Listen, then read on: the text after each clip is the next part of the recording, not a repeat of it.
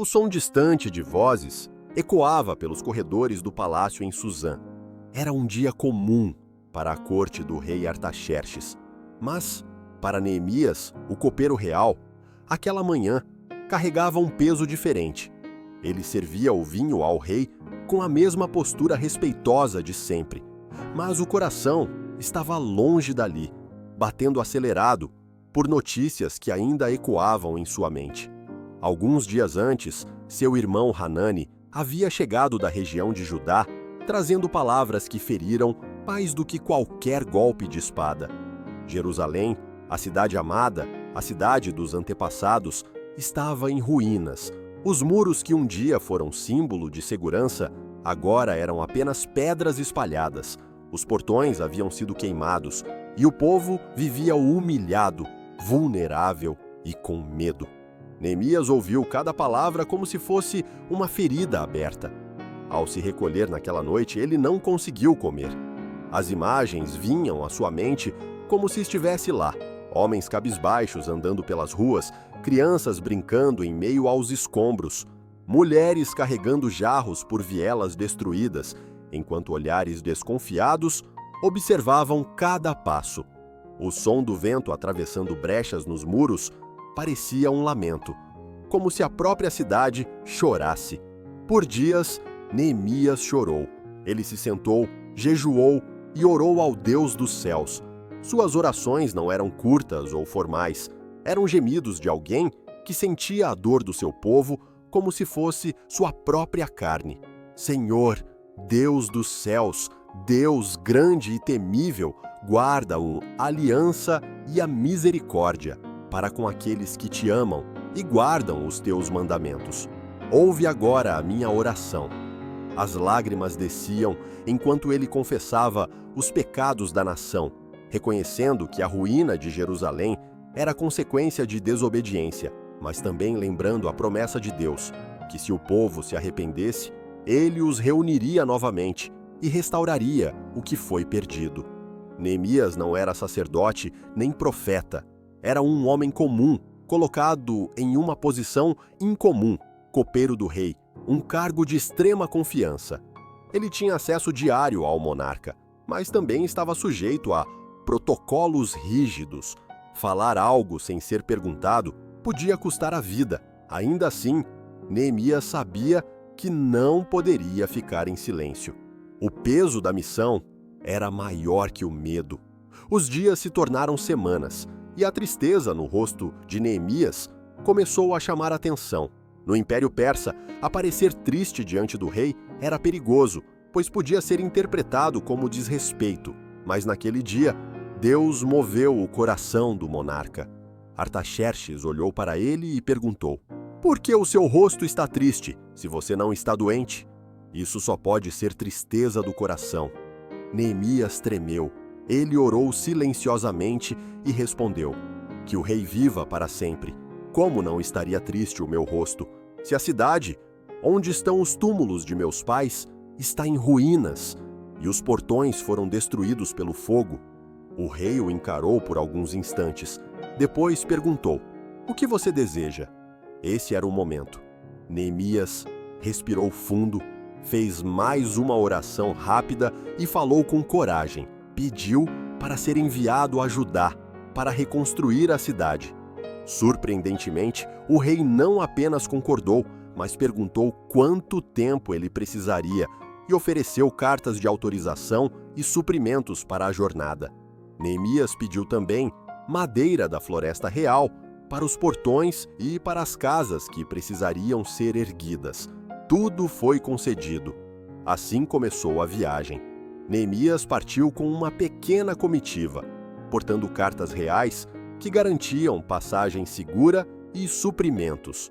A estrada era longa e cheia de incertezas, mas o coração dele ardia com uma mistura de temor e expectativa. Enquanto cavalgava, lembrava-se das orações feitas nas madrugadas silenciosas e percebia que Deus já estava respondendo. Ao chegar a Jerusalém, Neemias não anunciou publicamente sua missão. Por 3 dias permaneceu em silêncio, observando, andando pela cidade à noite. Montado em seu animal, ele percorreu os muros quebrados, passando pelo portão do vale, a fonte do dragão e o portão do esterco. Havia trechos tão destruídos que nem o animal conseguia passar. Cada pedra caída parecia gritar sobre anos de descaso e vergonha. Neemias sentia o peso da responsabilidade aumentar, mas também a convicção de que Deus o havia colocado ali para aquele momento. Quando finalmente reuniu os líderes, sacerdotes e povo, suas palavras foram firmes e inspiradoras. Vocês estão vendo a situação terrível em que estamos. Jerusalém está em ruínas e seus portões foram destruídos pelo fogo. Venham, vamos reconstruir os muros de Jerusalém, para que não fiquemos mais nessa vergonha. O relato das cartas do rei e da mão favorável de Deus sobre ele encheu todos de ânimo. A resposta foi unânime. Vamos começar a reconstrução. O som de ferramentas ecoou por toda a cidade nos dias seguintes. Homens e mulheres, jovens e idosos, cada um trabalhou em seu trecho designado. Sacerdotes erguiam pedras com as próprias mãos. Comerciantes e artesãos paravam seus negócios para carregar madeira e levantar portões. Famílias inteiras se uniam para restaurar o que antes parecia impossível, mas a reconstrução não ficaria sem oposição. O som das marteladas e do atrito das pedras se espalhava por Jerusalém como uma melodia de esperança. Cada dia de trabalho avançava um pouco mais e os muros começavam a tomar forma. Mas enquanto dentro da cidade a motivação crescia, fora dela a inveja e o ódio se inflamavam. Sanbalate, governador de Samaria, e Tobias, o oficial amonita, riam com desprezo ao saber da reconstrução. O que esses judeus fracos estão fazendo? Vão restaurar isso sozinhos? Mesmo que construam, se uma raposa subir nesse muro, ele vai cair. Zombava Tobias. As palavras eram carregadas de veneno, mas Neemias não se deixou contaminar. Ele não respondeu com insultos, mas com oração.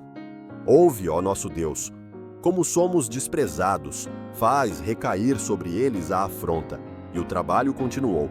À medida que os muros se erguiam, a oposição aumentava. Sanbalate e Tobias não estavam sozinhos. Os árabes, os amonitas e os asdoditas se uniram para impedir a obra. Ameaçavam atacar, espalhavam rumores e buscavam criar medo no coração dos trabalhadores. Neemias, então, reorganizou o povo. Metade trabalhava, enquanto a outra metade ficava armada com lanças, escudos e arcos. Aqueles que carregavam cargas o faziam com uma mão e seguravam a arma com a outra. Até os construtores tinham a espada presa à cintura. O clima na cidade mudou.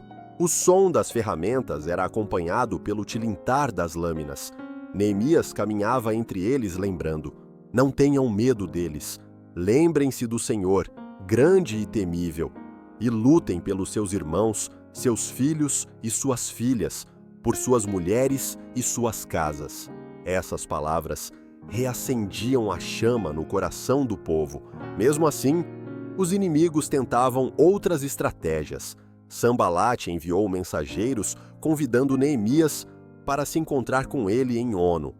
Mas Neemias discerniu a armadilha e respondeu: estou envolvido em uma grande obra e não posso descer.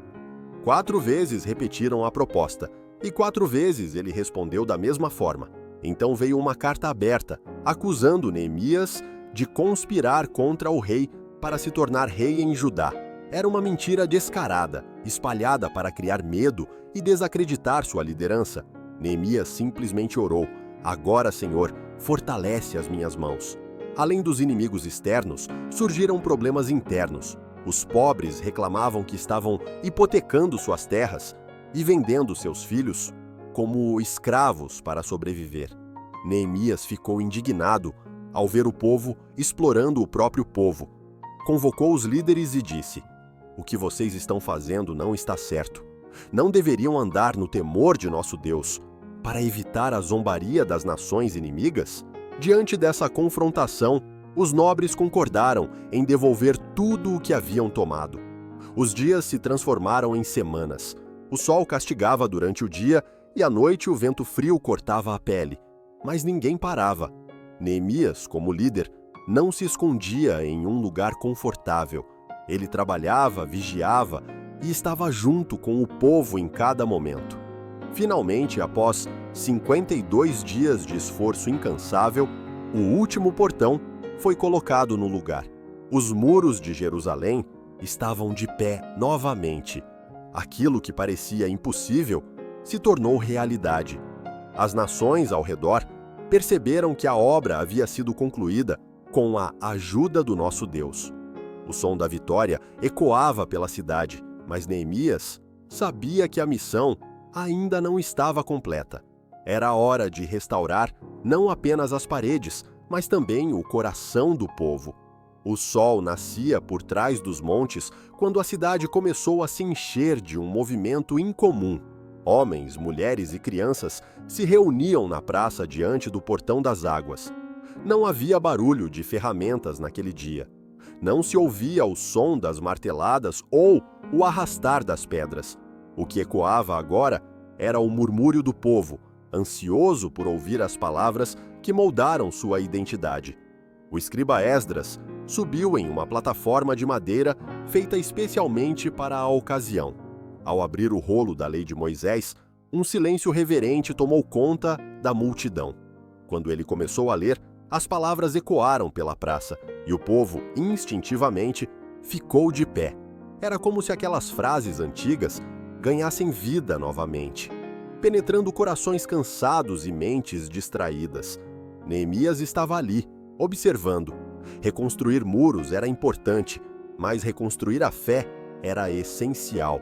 Enquanto os levitas explicavam a lei para que todos entendessem, lágrimas começaram a rolar pelo rosto de muitos. Eles percebiam o quanto se haviam afastado dos caminhos do Senhor.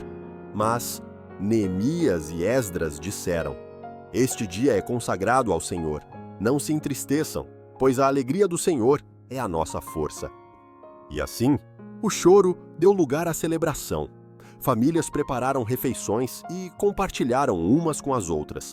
Durante 7 dias, o povo ouviu atentamente a leitura da lei, celebrando a festa dos tabernáculos, como não se fazia desde os dias de Josué.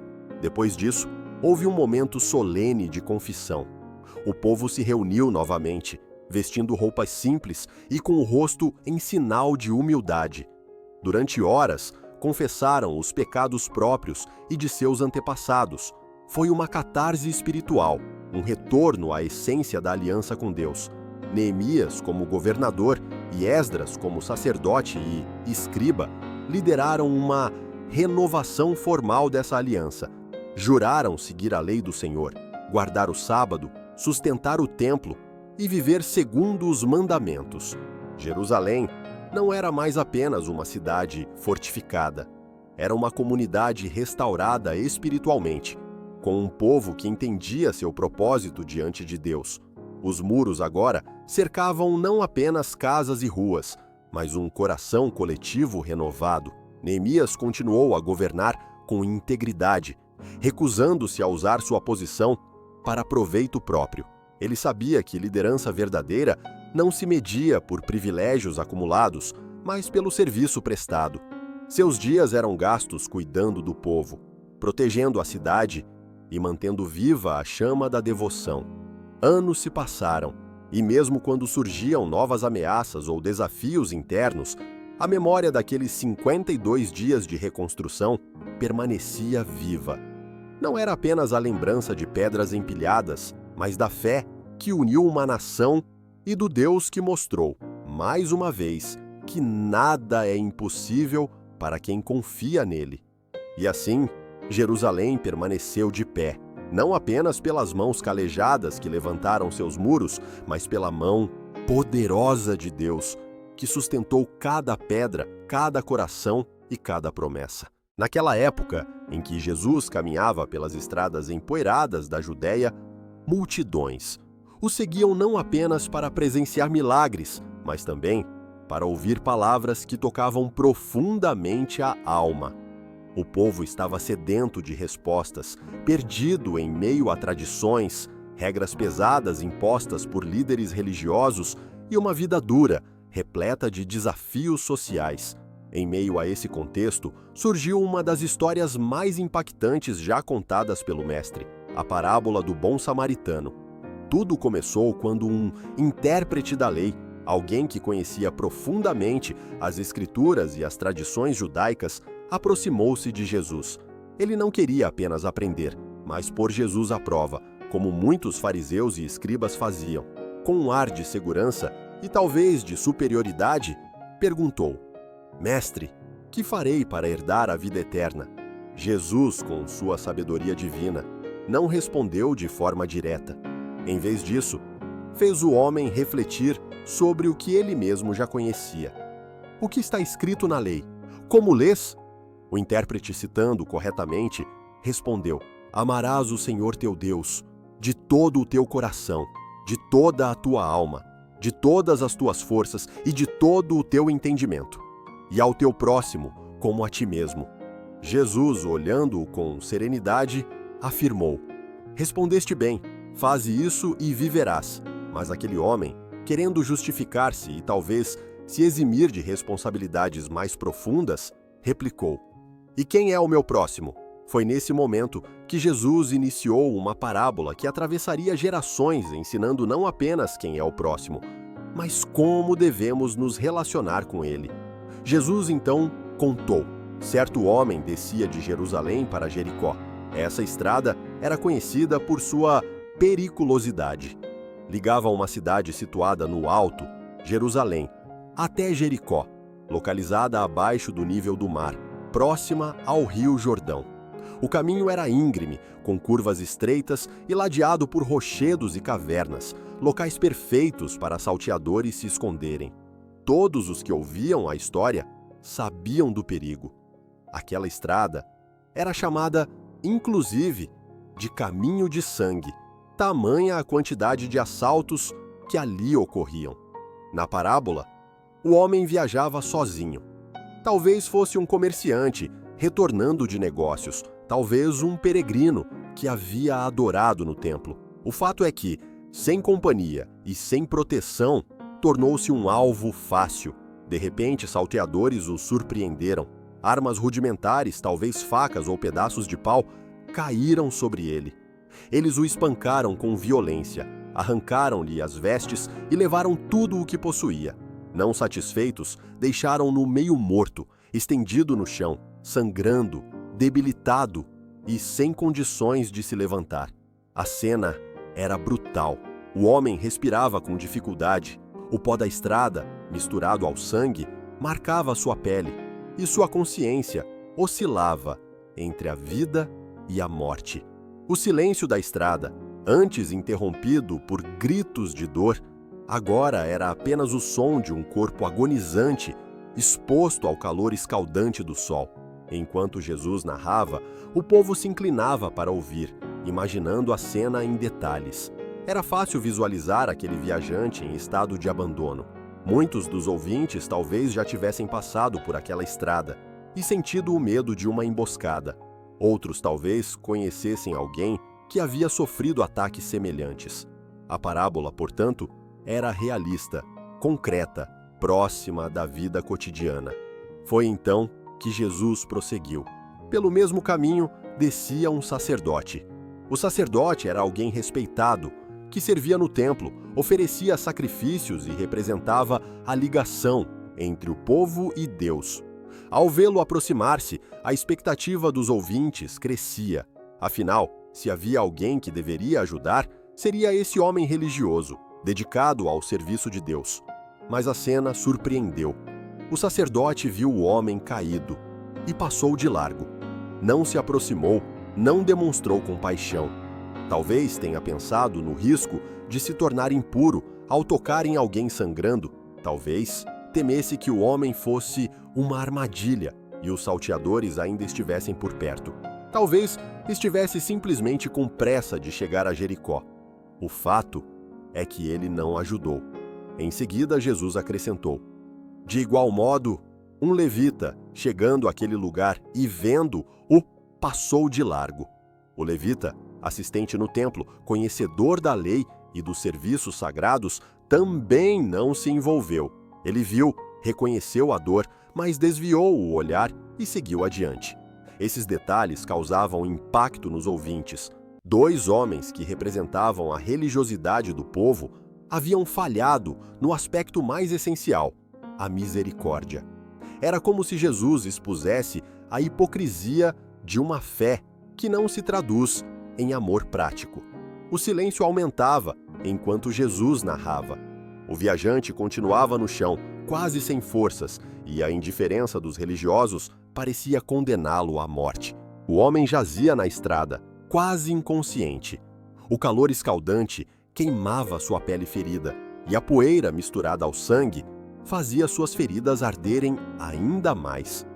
O tempo passava devagar, e cada minuto de espera parecia uma eternidade. Sua esperança diminuía, pois já havia visto 2 viajantes, um sacerdote e um levita, que poderiam ajudá-lo, mas escolheram virar o rosto e continuar a caminhada. O coração dos ouvintes da parábola se apertava. Muitos talvez pensassem: se nem o sacerdote e o levita ajudaram, quem ajudará esse pobre homem? O suspense era intencional. Jesus preparava o cenário para uma reviravolta que ninguém esperava. Ele então prosseguiu. Mas um samaritano, que ia de viagem, chegou perto dele e, vendo-o, moveu-se de íntima compaixão. Ao mencionar um samaritano, a reação dos ouvintes certamente foi de choque. Judeus e samaritanos eram inimigos históricos. As disputas envolviam questões religiosas, culturais e até políticas. Para um judeu, o samaritano era considerado impuro, indigno, alguém a ser evitado. Colocar um samaritano como herói da história era uma afronta à mentalidade daquela sociedade. Mas Jesus escolheu esse contraste de propósito. Enquanto os representantes da religião falharam em demonstrar amor, aquele que era considerado desprezível revelou o verdadeiro coração de Deus. O samaritano, ao ver o homem caído, não desviou o olhar. Ele não fez cálculos sobre pureza ritual, nem sobre os riscos de ser atacado. Seu coração se encheu de compaixão. E a compaixão o moveu à ação. Com coragem, aproximou-se, desceu de seu animal, inclinou-se e começou a cuidar das feridas. Derramou azeite para suavizar as dores, aplicou vinho para desinfetar os cortes e depois enfaixou com o que tinha à disposição, talvez rasgando pedaços de suas próprias roupas para improvisar ataduras. Era um gesto de sacrifício. Ele sujava as mãos, expunha-se ao perigo, gastava seus recursos, mas não hesitou, porque o amor não se limita ao conveniente, ele vai além. Depois, colocou o homem ferido sobre o seu próprio animal, provavelmente um jumento. Isso significava que o samaritano precisaria caminhar a pé, enquanto o homem que mal respirava era carregado. Cada passo era um ato de misericórdia. Ao chegar-se a uma hospedaria, o samaritano não apenas entregou o homem ao cuidado do hospedeiro. Ele mesmo ficou ali durante a noite, garantindo que o ferido recebesse atenção, água e alimento. Não foi um auxílio superficial, foi um compromisso real de amor. Na manhã seguinte, tirou 2 denários, o equivalente a vários dias de hospedagem, e entregou ao hospedeiro dizendo: cuida dele, e tudo o que gastares a mais, eu te pagarei quando voltar. A generosidade impressionava. O samaritano não apenas ajudou no momento imediato, mas também se comprometeu com o futuro, garantindo que o homem teria condições de se recuperar totalmente. Enquanto Jesus narrava, os ouvintes certamente se sentiam desconfortáveis. O samaritano, aquele que eles desprezavam, se tornara o exemplo de amor ao próximo. Os religiosos, que deveriam ser modelos, haviam falhado. O silêncio pairava sobre a multidão. Cada detalhe da parábola era como uma flecha que penetrava o coração. Jesus não estava apenas contando uma história emocionante. Ele estava revelando a essência do que significa amar verdadeiramente. Após narrar os detalhes do cuidado do samaritano, Jesus se voltou ao intérprete da lei e a todos os ouvintes com uma pergunta direta e transformadora. Qual destes três te parece ter sido o próximo daquele que caiu nas mãos dos salteadores? A pergunta era desconfortável. O intérprete da lei, que inicialmente buscava se justificar, agora se via encurralado pela clareza da parábola. Não havia como negar. Nem o sacerdote, nem o levita haviam cumprido a lei do amor. O único que verdadeiramente foi próximo foi o samaritano, aquele que, segundo a tradição judaica, deveria ser desprezado. O homem, talvez engolindo em seco, respondeu: "O que usou de misericórdia para com ele?" E então Jesus concluiu com uma ordem que ecoa até hoje: "Vai e faze da mesma maneira." Essas palavras finais não eram apenas uma recomendação, eram um chamado radical à transformação de vida. O próximo não é definido pela religião, pela etnia, pela posição social ou pelo nível de afinidade. O próximo é todo aquele que cruza o nosso caminho e precisa do nosso amor. A multidão que ouvia a parábola ficou em silêncio, refletindo. A história quebrava preconceitos, desafiava tradições e expunha a hipocrisia de uma fé sem obras. Para os judeus que viam os samaritanos como inimigos, era um choque perceber que Deus podia usar justamente um samaritano como exemplo supremo de misericórdia. A estrada de Jerusalém a Jericó, símbolo de perigo e violência, tornava-se agora cenário de uma das maiores lições de compaixão.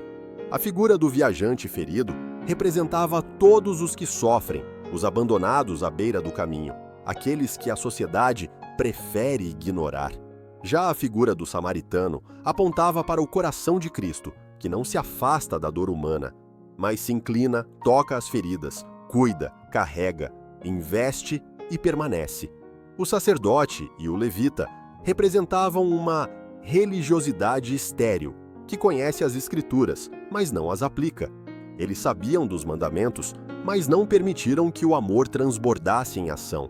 O samaritano, ao contrário, não apenas sentiu compaixão, ele se moveu. E essa é a diferença que Jesus quis ensinar. O amor verdadeiro é sempre ativo. Aplicando essa parábola à nossa vida hoje, percebemos que muitas vezes somos tentados a agir como o sacerdote ou o levita.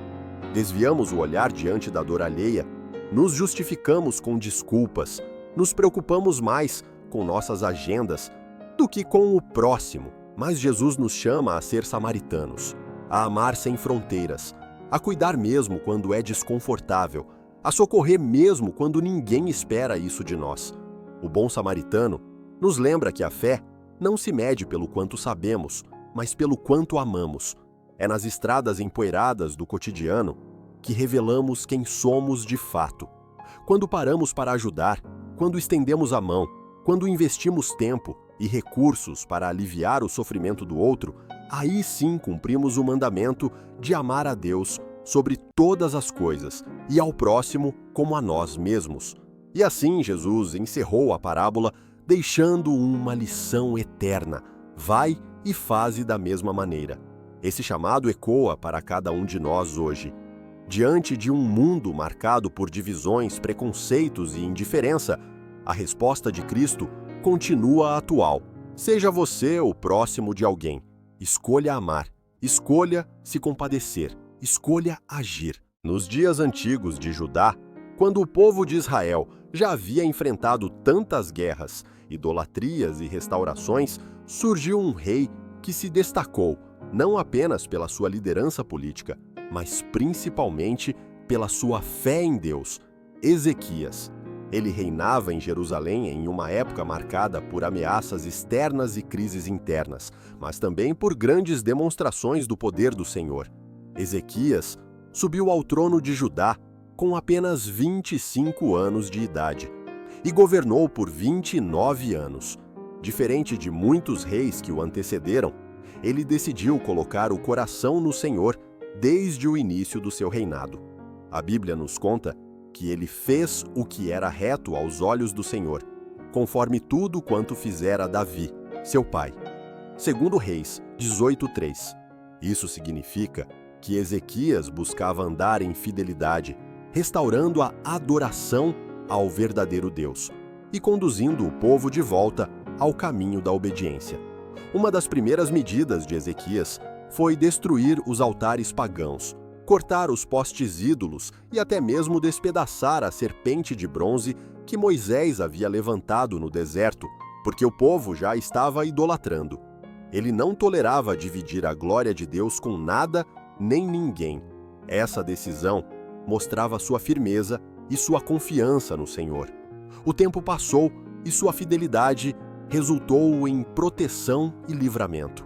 Quando o poderoso rei da Síria, Senaqueribe, cercou Jerusalém, Ezequias orou ao Senhor e recebeu a intervenção divina. O anjo do Senhor destruiu, em uma só noite, 185.000 soldados assírios. Segundo Reis 19:35. Esse livramento extraordinário ficou marcado como um dos maiores testemunhos do reinado de Ezequias. No entanto, mesmo reis fiéis e homens de Deus enfrentam momentos de dor pessoal e fraqueza. Ezequias não seria a exceção. Depois dessas vitórias, o rei caiu gravemente doente. A Bíblia relata que ele adoeceu de uma enfermidade mortal. Segundo Reis 21. Não era apenas uma febre passageira, nem uma dor comum. Era uma doença séria, que levava inevitavelmente à morte. O profeta Isaías, mensageiro do Senhor, foi até ele com uma palavra dura e definitiva. Assim diz o Senhor: põe em ordem a tua casa, porque morrerás e não viverás. Imagine a cena. O rei, acostumado a ver milagres, a experimentar vitórias extraordinárias, agora recebe a sentença de morte diretamente da boca de um profeta fiel. Não havia espaço para engano. Era como se a sua vida estivesse se esvaindo diante de seus olhos e Deus já tivesse decretado o fim. A notícia caiu como um peso terrível sobre Ezequias. Ele, que tanto havia buscado ao Senhor, agora se via diante do maior de todos os inimigos, a morte iminente. Sua saúde definhava, seu corpo já não tinha forças e a esperança parecia escapar de suas mãos. Mas Ezequias não reagiu com resignação passiva. Ele não aceitou simplesmente deitar-se e esperar pelo fim. A Bíblia nos mostra que ele tomou uma atitude que mudaria completamente a sua história.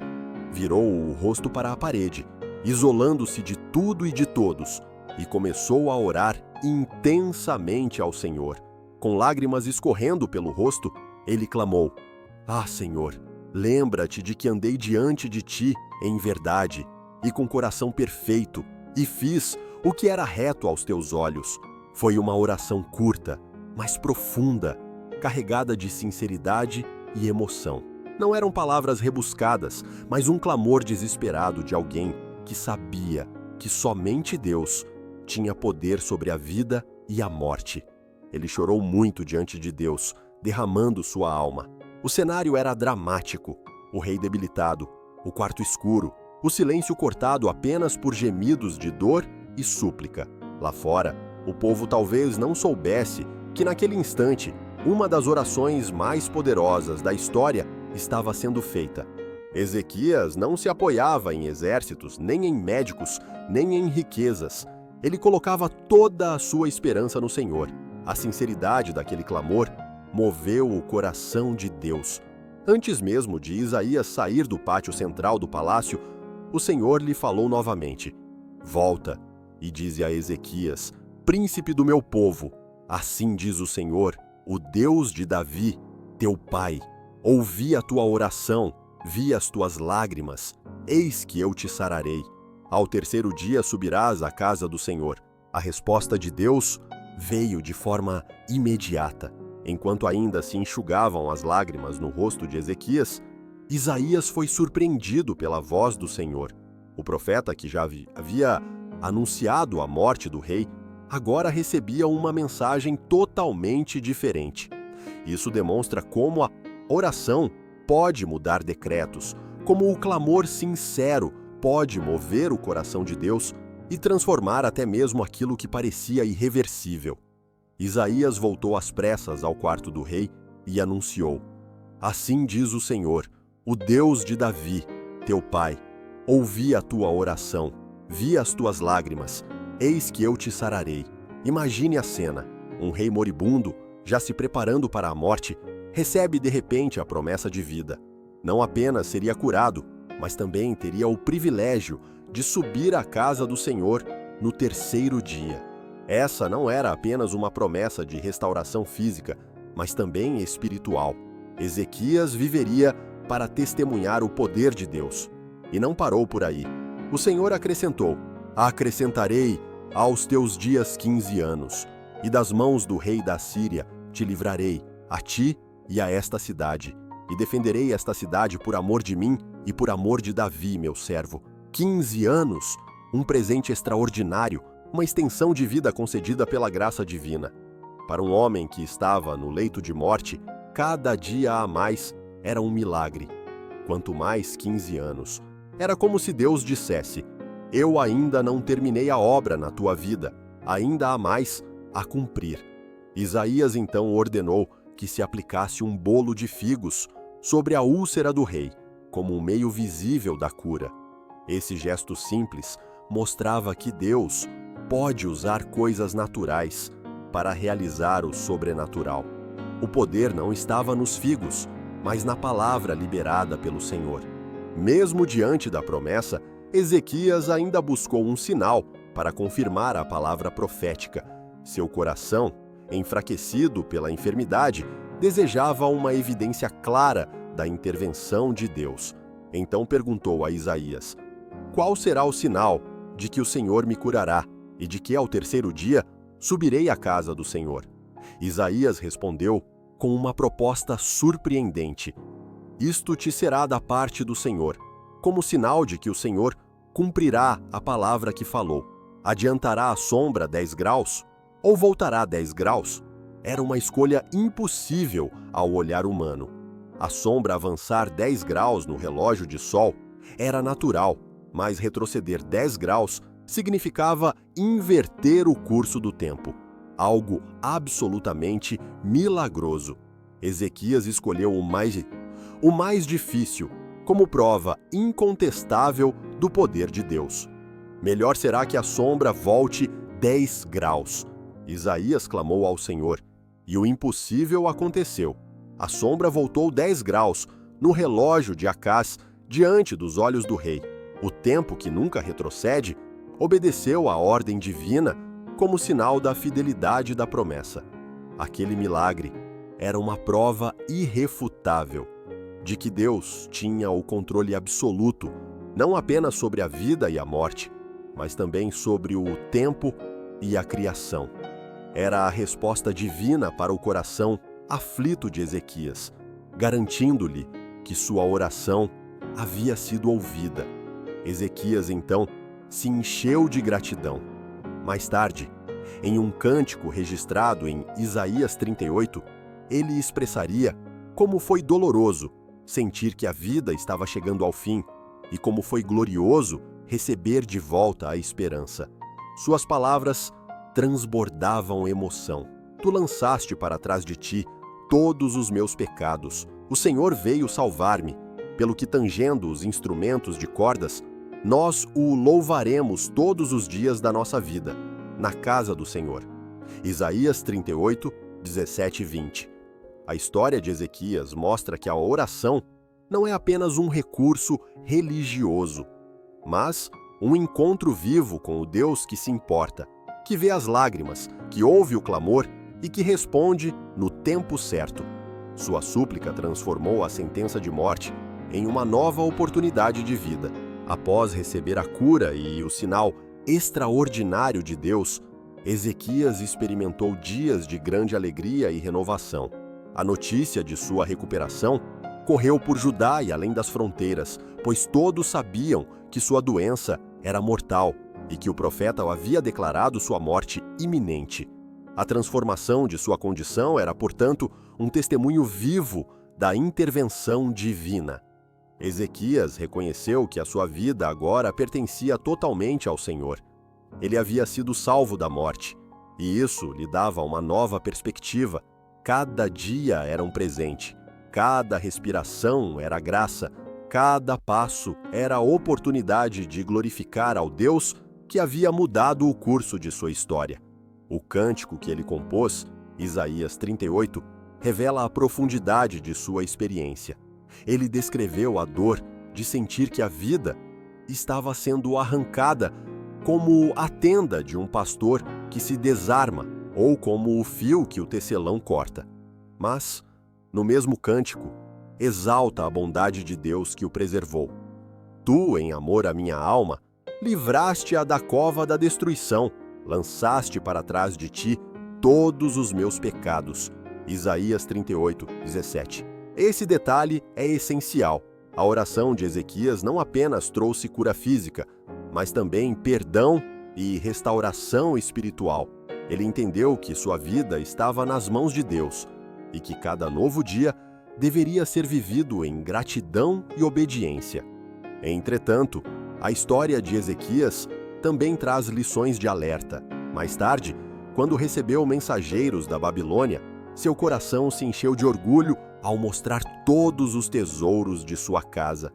Isaías, então, profetizou que um dia a Babilônia levaria tudo, inclusive os descendentes do rei.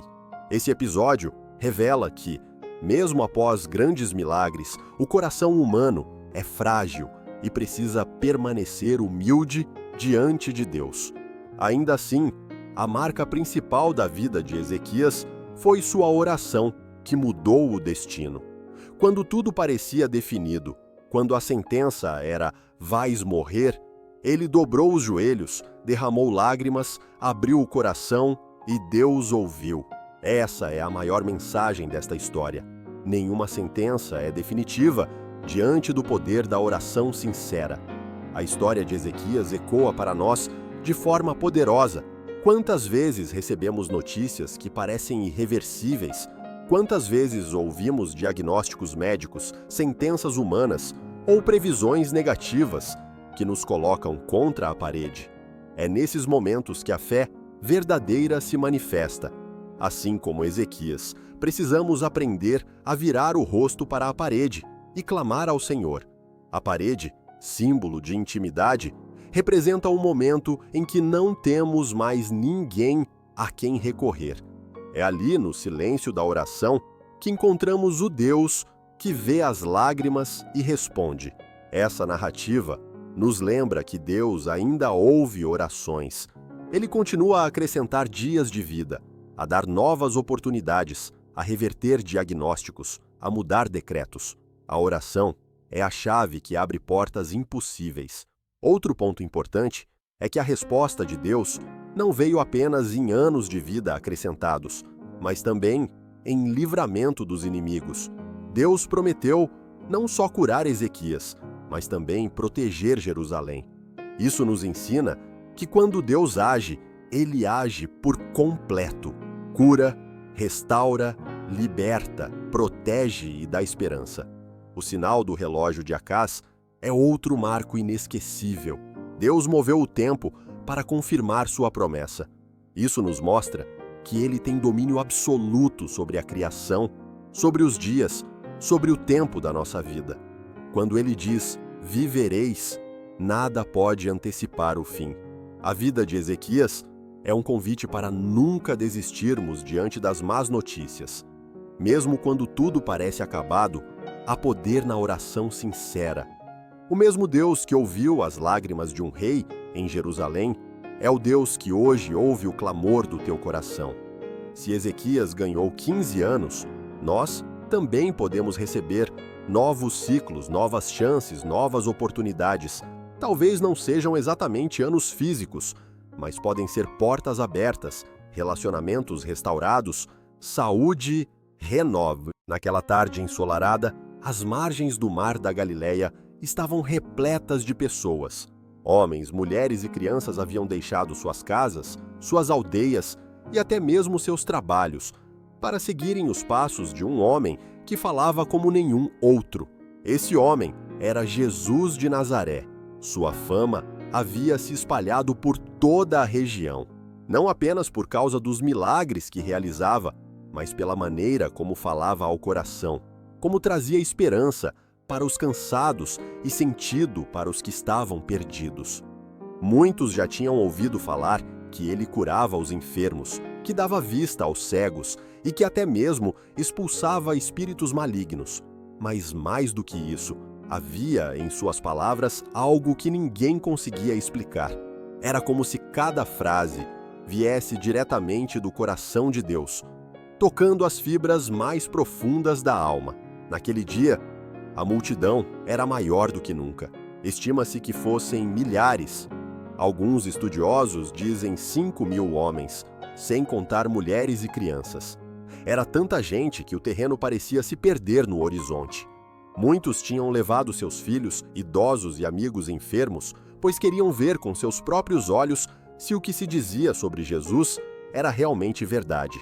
Outros estavam famintos por respostas espirituais, porque suas vidas eram marcadas pela dureza, pela opressão romana, pela miséria e pela falta de perspectivas. Estar perto de Jesus era como encontrar uma luz em meio às trevas. Jesus, vendo aquela multidão, não se afastou. Ele não se escondeu, nem se mostrou cansado ou irritado. Pelo contrário, ele os recebeu com compaixão. Os evangelhos dizem que ele se moveu de íntima misericórdia ao vê-los como ovelhas sem pastor. Ele sabia que muitos haviam caminhado longas distâncias, que estavam cansados e que traziam dentro de si dores profundas, tanto físicas quanto emocionais. Então, ele começou a ensinar. E quando Jesus ensinava, não era como os fariseus cheios de regras pesadas e discursos frios. Ele falava do amor de Deus, falava de arrependimento, falava de um reino que estava chegando, onde os últimos seriam os primeiros e onde os quebrantados seriam consolados. Suas palavras incendiavam corações e transformavam vidas. O tempo foi passando e ninguém percebia. As horas corriam como minutos. Enquanto Jesus falava, ninguém queria sair dali. Mas, aos poucos, o sol começou a descer no horizonte, indicando que o dia estava chegando ao fim. Foi então que um problema surgiu. Aquele enorme grupo de pessoas não estava em um mercado, nem em uma cidade. Estavam em um lugar deserto, afastado, e já era tarde. A fome começou a bater. Crianças choravam de cansaço, idosos precisavam de alimento, e muitos estavam ali sem nenhuma provisão. Os discípulos de Jesus logo notaram a situação e se aproximaram dele, preocupados. Senhor, disseram, despede a multidão para que possam ir às aldeias e comprar o que comer. A preocupação deles era realista. Afinal, como alimentar tanta gente em um lugar onde não havia nada? Mas Jesus olhou para eles e disse algo surpreendente. Dai-lhes vós de comer. Essa resposta deixou os discípulos atônitos. Eles começaram a fazer cálculos rápidos. Felipe disse, 200 denários de pão não seriam suficientes para que cada um recebesse um pedaço. O valor mencionado equivalia a meses de trabalho e ainda assim não resolveria o problema. Era impossível, humanamente falando. Enquanto discutiam, André, outro discípulo, trouxe uma informação quase insignificante. Aqui está um rapaz que tem 5 pães de cevada e 2 peixinhos. Mas o que é isso para tanta gente? Aquilo parecia uma gota d'água em meio a um oceano. Era impossível alimentar milhares de pessoas com tão pouco. Humanamente falando, não fazia sentido. Mas Jesus não via as coisas como os homens veem. Ele pediu que trouxessem o que havia. O menino, com simplicidade, entregou seu pequeno lanche. 5 pães rústicos e 2 peixinhos secos, provavelmente levados por sua mãe, para que tivesse algo para comer durante o dia. E ali estava a chave de um dos maiores milagres já registrados. Jesus tomou o pão e os peixes em suas mãos, olhou para o céu e deu graças. Ele não reclamou pela escassez, não zombou da pequenez da oferta, não desanimou diante da multidão. Ele agradeceu. Agradeceu ao Pai pelo pouco que tinha diante de si, e então começou a partir o pão e a distribuir aos discípulos. Estes, por sua vez, entregavam às pessoas. E algo extraordinário começou a acontecer. Cada vez que o pão era partido, havia mais. Cada vez que os peixes eram entregues, surgiam outros. Era como se das próprias mãos de Jesus fluísse a abundância do céu. A multidão começou a comer. Crianças que choravam se calaram, idosos se fortaleceram, mães amamentaram com tranquilidade, enquanto também se alimentavam. Todos comiam e se satisfaziam. A cena era de pura alegria e espanto. Pessoas olhavam umas para as outras, sem acreditar no que estava acontecendo. Alguns choravam, outros riam, outros simplesmente não conseguiam parar de comer. E o mais impressionante, depois que todos estavam fartos, Jesus ainda pediu que recolhessem o que sobrava. E os discípulos encheram 12 cestos, com os pedaços que restaram. O milagre não apenas supriu a necessidade imediata, mas ainda sobrou em abundância. O rumor do milagre se espalhava como ondas no lago. A cada cesta que passava de mão em mão, a surpresa virava riso, e o riso virava lágrimas. Um pai levantou o filho no colo para que ele visse melhor. A criança, com as bochechas cheias de pão, apontava para Jesus como quem acabara de descobrir um segredo. Uma senhora idosa, cujas mãos tremiam pela fraqueza e pela idade, segurou um pedaço de pão como quem acolhe um tesouro. Há anos não como até me satisfazer, sussurrou, antes de fechar os olhos e agradecer em silêncio. Por toda parte, esse mesmo movimento. Gratidão, brotando onde antes havia cansaço. Os discípulos caminhavam entre os grupos, atônitos. André olhava de volta, vez após vez, para as mãos de Jesus, como se quisesse decifrar o momento exato em que o pouco se tornava muito. Felipe, prático e calculista, ainda fazia contas que não fechavam em sua cabeça, enquanto distribuía peixes que simplesmente não acabavam. Tomé, sempre cuidadoso, inclinava-se sobre as cestas para conferir a profundidade dos pedaços, e cada vez que julgava que iria faltar, surpreendia-se com a abundância. Pedro, com o passo largo e os olhos marejados, falou para João: "Eu não entendo, mas eu creio." João, por sua vez, não tirava os olhos do mestre. Para ele, mais importante do que a multiplicação em si, era o olhar de Jesus. Um olhar que dizia: "O Pai é generoso, confia." E havia o menino, o dono do lanche. Ele segurava a barra da túnica, como quem tenta conter o coração dentro do peito. Seu rosto alternava entre o espanto e uma alegria quase incrédula. Ao seu lado, a mãe observava em silêncio, com a mão na boca, como quem não sabe se chora ou se ri.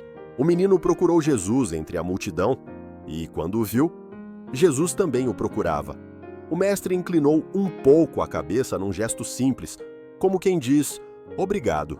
Naquele instante, o menino entendeu o que muitos adultos ainda buscavam compreender. O milagre começara quando ele entregou o que tinha. O extraordinário nasceu do ordinário colocado nas mãos certas. O sol ia se inclinando, dourando a relva, fazendo brilhar cada fibra da cesta de vime. O vento leve que vinha do lago trazia o cheiro do pão recém-partido. Aquele aroma se misturava aos sons, vozes animadas, gargalhadas de crianças, o murmúrio de conversas, orações sussurradas. Ele nos alimentou, repetiam alguns, como se precisassem ouvir em voz alta para acreditar. Em um canto, um homem com o braço enfaixado, comido pelas dores de muitos anos, mastigava devagar, e a cada mordida, sua expressão se suavizava, não pela cura física, que talvez viesse depois, mas pela sensação de ser visto e cuidado. Quando a fome cedeu lugar à saciedade, Jesus não se apressou. Ele não vivia na lógica do improviso. Ele vivia na lógica do Pai. Levantou-se e, com aquele mesmo tom firme e amável, pediu que recolhessem o que sobrara, para que nada se perca. A frase, simples como um fio d'água, cortou o ar como uma espada. Não era apenas uma instrução prática, era uma revelação do coração de Deus. Nada do que o Pai derrama é para ser jogado fora. Nada da graça é dispensável.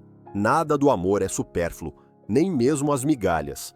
Os discípulos partiram entre os grupos com cestos vazios e voltaram com cestos cheios.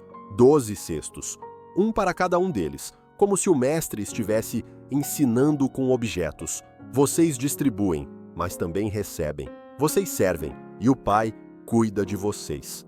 Pedro ergueu o seu cesto acima da cabeça, sorrindo com aquele ar de pescador que encontra um grande cardume.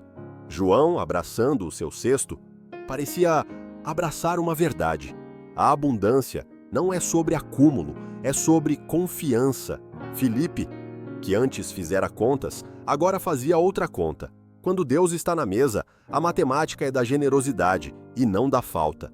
Por um momento, pairou no ar um silêncio reverente. O sol, quase tocando a linha d'água, pintava o céu de tons rosados e alaranjados. Todos olhavam para Jesus. Não havia barulho de mercado, nem moeda tilintando, nem bravatas. Havia apenas a presença de quem é a própria provisão. E no íntimo de muitos corações, um pensamento se formava. Se ele cuida do pão que sustenta o corpo, mais ainda pode cuidar do pão que sustenta a alma. Alguns começaram a falar sobre coroação. Este é o profeta que havia de vir ao mundo, disseram. Outros, inflamados pelo desejo de uma mudança imediata, cochichavam sobre fazê-lo rei à força. Não era só a fome que movia aqueles impulsos, mas também o cansaço de uma gente cansada de opressão, de impostos, de humilhação. Queriam a um rei que multiplicasse pães e que expulsasse romanos. Queriam um líder que resolvesse as urgências do dia, sem perceber que diante deles estava o rei que resolvia, sobretudo, a urgência do coração. Jesus percebeu. Ele sempre percebe. Seu reino não se impõe por espada, nem se negocia por aclamação popular. É semente, fermento, sal e luz. É graça que desce e habita. Por isso, afastou-se por um instante, subindo a uma elevação próxima, e ali orou. Enquanto as últimas cestas eram guardadas e as famílias se preparavam para a noite, o mestre, em silêncio com o Pai, agradecia. Agradecia pelo pão que saciara a multidão. Agradecia pela fé recém-nascida em tantos. Agradecia, inclusive, pelos discípulos que, aos tropeços, estavam aprendendo a confiar. Antes de dispersar o povo, Jesus chamou os 12 mais perto. Não fez um sermão longo, não apresentou uma lista de regras. Fez perguntas que atravessam os séculos. O que vocês viram? Pedro foi o primeiro a responder. Vimos o céu se abrir na terra, Senhor. João completou. Vimos que nas tuas mãos, até o pouco, se torna fonte. Jesus assentiu, com um sorriso breve. Lembrem-se disso quando a noite for escura, disse. E como quem sela uma lição com um gesto, tocou em cada cesto que eles traziam. Era como se dissesse: guardem a memória do milagre, vocês vão precisar dela. As estrelas começaram a surgir, tímidas. O lago, agora calmo, refletia a lua nascente. As vozes diminuíam de volume, virando um murmúrio de despedida. Entre abraços, orações e olhares gratos, as pessoas começaram a retornar às suas casas. Levariam história para contar, pão para repartir e, mais do que tudo, um vislumbre de que Deus não é distante. Ele está perto. E quando ele está perto, o deserto vira mesa. Na manhã seguinte, o assunto nas aldeias era só um. Vocês souberam o que aconteceu perto do lago? Nas portas, nas fontes, nas oficinas, pelas vielas, nos campos, o milagre corria de boca em boca. Gente que não esteve lá ouvia as histórias como crianças escutam contos ao pé do fogo. Eram 5 pães e 2 peixes, apenas isso? E todos comeram? E ainda sobrou? As perguntas vinham em cascata e as respostas vinham com brilho nos olhos. Sim, todos comeram e sobraram 12 cestos. Mas enquanto o milagre virava notícia, o coração de Jesus apontava para algo mais profundo. Não era só sobre o ato de multiplicar, era sobre revelar quem ele é. Não apenas um profeta poderoso, não apenas um mestre com palavras de vida, mas o pão que sustenta a existência. O milagre fora um sinal, uma janela aberta para um significado maior. No reino, a vida não é movida por escassez, mas por confiança no Pai. Não é movida por ansiedade, mas por provisão. Ao reencontrar parte daquela multidão em outro momento, Jesus expôs o centro da mensagem. Com voz mansa e firme, falou sobre o pão do céu, sobre aquilo que não perece. Muitos lembravam do maná no deserto, do cuidado diário dado aos antepassados. Mas Jesus elevou os olhos e a compreensão. Não foi Moisés quem lhes deu o pão do céu. É meu Pai quem dá o verdadeiro pão do céu. Havia ali uma transição do símbolo para a realidade, do sinal para o significado. O pão que se parte nas mãos de Jesus aponta para o próprio Jesus que se entrega pelo mundo. Os discípulos estavam perto, ouvindo, com as cestas vazias ao lado e os corações cheios por dentro. Pedro apertava e soltava os dedos, como quem quer avançar e abraçar a verdade de uma vez. João gravava cada palavra no íntimo, para mais tarde espalhar ao mundo como cartas de amor. Filipe, agora com outras contas na cabeça, fazia a aritmética da graça. Se ele é o pão, então a fome que governa as nossas decisões pode ser vencida. André cruzava os braços, observando o povo, e pensava no menino do lanche. Se a fé de uma criança abriu a porta do milagre, o que Deus fará quando a fé amadurecer em nós? Naquela mesma multidão, havia quem buscasse apenas o pão que mata a fome do estômago. Jesus os olhou com compaixão. Ele também curava a fome do corpo, mas não queria que ficassem reféns de uma necessidade que volta todo dia.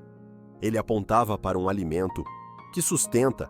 Quando os ventos mudam, quando as situações apertam, quando as contas não fecham, apontava para si mesmo, para a presença que não acaba, para a graça que não se gasta, para a vida que não se desfaz. De novo, a cena se enchia de humanidade. Mães com crianças no colo, pescadores com as mãos calejadas, artesãos com o pó da madeira nos braços, idosos com a sabedoria do tempo nos olhos. Todos eles, de alguma forma, sabiam o que era a escassez, sabiam de meses fracos de pesca, de colheitas frustradas, de moedas contadas, de projetos interrompidos. E é precisamente para essa gente real, com fome real, que Jesus revela um reino real, um reino que não foge do cotidiano, entra nele, que não ignora o deserto, prepara a mesa nele. À medida que ele falava, a memória da tarde anterior voltava viva, o céu em brasa sobre o lago, o pão se partindo, as cestas se enchendo, as pessoas se saciando, o menino sorrindo. E junto dessa memória surgia um chamado: confiem. Confiem quando o que vocês têm parecer pequeno demais. Confiem quando os números gritarem que não dá. Confiem quando o dia escurecer e a noite parecer interminável. Confiem, não porque vocês dominam os processos, mas porque vocês conhecem quem parte o pão. Jesus, então, fez um convite que não era apenas para o grupo diante dele, mas para todos os que viriam depois, para todos os que assistiriam, séculos adiante, a história em uma tela, em um celular, em uma sala silenciosa. Um convite simples e profundo: vinde a mim. É como se dissesse: quando a fome bater, venham. Quando o medo apertar, venham. Quando a mesa parecer vazia, venham. E quando a mesa estiver farta, venham também, para lembrar que a fonte é o Pai. Os discípulos aprenderam naquele dia que a missão deles não era fabricar milagres, mas entregar o que recebiam. Não era produzir pão com as próprias mãos, mas caminhar entre as pessoas com as cestas da graça. Essa é a dinâmica do reino. Jesus parte, os discípulos distribuem, o povo recebe, a gratidão sobe ao Pai. E no final, ainda sobram cestos para que cada servo carregue consigo um lembrete. Ele cuida de mim também. O menino e a mãe, ao voltarem para casa, pararam à beira do caminho. Ela pegou suavemente o rosto do filho entre as mãos e disse: "Nunca se esqueça do que viu hoje, mas... Quando você achar que tem pouco, lembre-se das mãos que abençoaram o seu pouco." O menino assentiu com seriedade de gente grande. E, como quem faz um voto silencioso, olhou para o céu e sorriu. No cair da tarde, os campos foram ficando dourados outra vez. Os trabalhadores guardavam as ferramentas, os pescadores puxavam os barcos, as famílias acendiam lamparinas. Em muitos lares, antes do pão ser repartido, uma breve oração era feita. "Obrigado, Senhor, porque hoje também temos o que comer." O milagre havia se tornado prática, a gratidão como hábito, a partilha como caminho, a confiança como chão. E se você pudesse caminhar por aquelas estradas naquela noite, ouviria fragmentos de conversas vindos de janelas e portas. Ele nos alimentou, não faltou para ninguém, sobraram cestos. E misturado a tudo isso, um sussurro que atravessa gerações. Se ele pôde fazer no deserto, ele pode fazer na minha vida. E assim, encerramos a história do dia em que 5 pães e 2 peixes, colocados nas mãos certas, transformaram um lugar deserto em sala de banquete. Não foi apenas sobre matar a fome, foi sobre revelar o coração do rei. Um rei que não precisa de coroas para reinar, porque seu trono é o amor. Que não precisa de muros para proteger, porque sua presença é abrigo. Que não precisa de exércitos para conquistar, porque seu governo é paz que excede o entendimento. Um rei que, ao partir o pão, nos ensina a viver, partindo a vida em favor dos outros, certos de que, no reino, o pouco compartilhado nunca será pouco.